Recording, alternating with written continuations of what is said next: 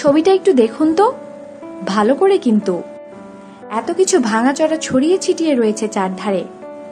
বাড়িটারও বেশ বেহাল দশা। সবচেয়ে জরাজীর্ণ কিন্তু গাড়ি বারান্দায় দাঁড়িয়ে থাকা গাড়িটা।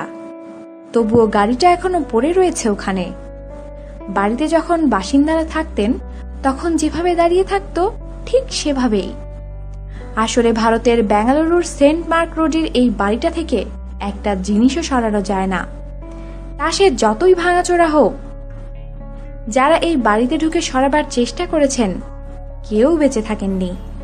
শোনা যায় টেরাভেরা নামের এই বাড়ি তৈরি হয়েছিল এক অ্যাংলো ইন্ডিয়ান পরিবারের হাতে। 1943 সালে এই বাড়ি বানিয়েছিলেন উকিল এজ ভাজ। তার অবর্তমানে বাড়ির মালিকানা যায় দুই অবিবাহিতা বোন ভেরা আর দোলসের হাতে। ভেরা একটি স্কুলে ইংরেজি পড়াতেন, আর ছোট বোন দোলসের নেশার পেশা দুই ছিল পিয়ানো। দোলসেও ছিলেন দিদির মতো স্কুল শিক্ষিকা, তবে তিনি পড়াতেন না, পিয়ানো বাজানো শেখাতেন।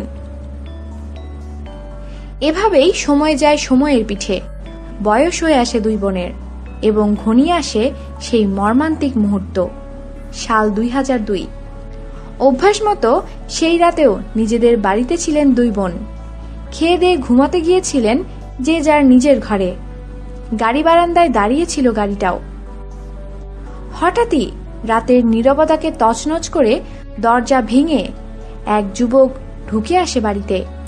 ঢুকেই পরপর গুলি চালায় দোলসকে লক্ষ্য করে। ঘটনাস্থলেই মৃত্যু হয় দোলসের। ঠিক কী কারণে ওই যুবক দোলসকে হত্যা করেন তা এখনো জানা যায়নি। অনুমান করা হয় তার মাথা ঠিক ছিল না। এই ঘটনার পরে পুলিশ কিন্তু ওই বাড়িতে থাকার অনুমতি দেয়নি। বড় বোন ভেরাকে নিরাপত্তার স্বার্থে তাকে অন্যত্র নিয়ে যাওয়া হয়, আর দোলসকে কবর দেওয়া হয় ওই বাড়ির বাগানেই। আসবাব, ফাঁকা বাড়ি, গাড়ি বারান্দায় দাঁড়িয়ে থাকা গাড়ির সঙ্গে মাটির নিচে অনাদরে শুয়ে থাকেন দোলসে। সেই শুরু। তারপর থেকে অনেকেই ওই বাড়িতে গভীর রাতে শুনেছেন পিয়ানোর টুংটাং, শুনেছেন ফাঁকা ঘরে কারো চলাফেরার আওয়াজ। কেউ যেন পা টেনে টেনে হাঁটছেন, ঠিক যেভাবে হাঁটতেন দোলসে। কখনো বা আবার হঠাৎ হঠাৎ জ্বলে উঠে গাড়ির হেডলাইট, কোনো কারণ না থাকা সত্ত্বেও। বলাই বাহুল্য, এসব শুনে যথেষ্ট মর্মাহত হয়েছিলেন ভেরা। তিনি তখন ওই বাড়ি থেকে জিনিসপত্র সরিয়ে নিয়ে যেতে চান, কিন্তু তা সম্ভব হয়নি। যারা জিনিসপত্র নিয়ে যেতে এসেছিলেন তারা প্রত্যেকেই অসুস্থ হয়ে ঢলে পড়েন মৃত্যুর কোলে।